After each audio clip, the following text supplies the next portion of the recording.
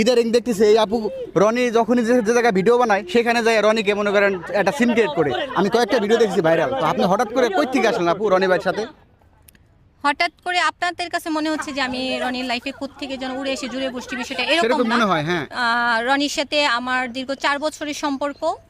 আর রনি চাইনাই বিদায় হচ্ছে আমি হাইট ছিলাম, আর হাইট থেকে আমার সম্পর্কের অনেক প্রবলেম হচ্ছে, যার জন্য এখন আমার ওই যে কুত্তার মতন থাকে না, ভিখারির মতন রাস্তায় ঘুরে ঘুরে আমার রনিকে খুঁজে বের করা লাগতেছে। এই যে রনি ভাই আজকে 1 বছর উপরে যে বৃষ্টিকে নিয়ে ভিডিও বানাচ্ছে, তো তখন আপনি কোথায় ছিলেন? আপনি কেন আসেন নাই বলেন? সোশ্যাল মিডিয়া ছিলেন না আপনি?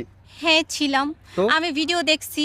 ওই যে আমি একটা কথা বললাম না যে আমি ফেস হতে চাই না, আমি হাইট থেকেছি ওর কেরিয়ারের জন্য।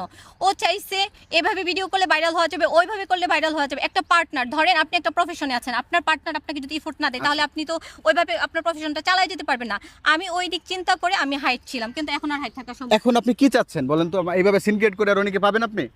সিন ক্রিয়েট করে পাবো কিনা জানি না, কিন্তু আমার তাকে লাগবে। আমি চাই রনি আমার কাছে ফিরে আসুক, বৃষ্টিকে নিয়ে ভিডিও বানায়, ওকে ফাইন, ভিডিও করতে চাইলে আমি ভিডিও করতে দিব, আমি সাথে থাকবো। আপনারা আলাদা একটা জায়গায় বসেন, বসে কথা বলেন। ডাকেন ওরে, তাহলে আপনারা ডাকেন না, আপনারা ডাকেন, কথা বলি। আপনারা ক্যামেরার বাহিরে অফভাবে ওকে বুঝান যে ভাই যেটা হয়েছে তোমাদের, আমি দেখেন ভাই আমার যথেষ্ট ডকুমেন্টস আছে, যা যা দেওয়ার আমি সব দিব আপনাকে। আমি ওভাবে ডকুমেন্টস দিয়ে চলেন, আমরা আলাদাভাবে কথা বলি, ওকে বুঝান। ও যদি বুঝে যায় আমি আর এভাবে পাগলামি করবো না, আর না বুঝলে আমি ছাড়বো না। অডিয়েন্স আমরা দেখবো, ঠিক আছে?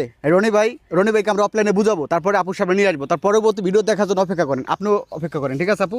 ঠিক আছে, সবাই ধন্যবাদ অডিয়েন্স, আসসালামু আলাইকুম।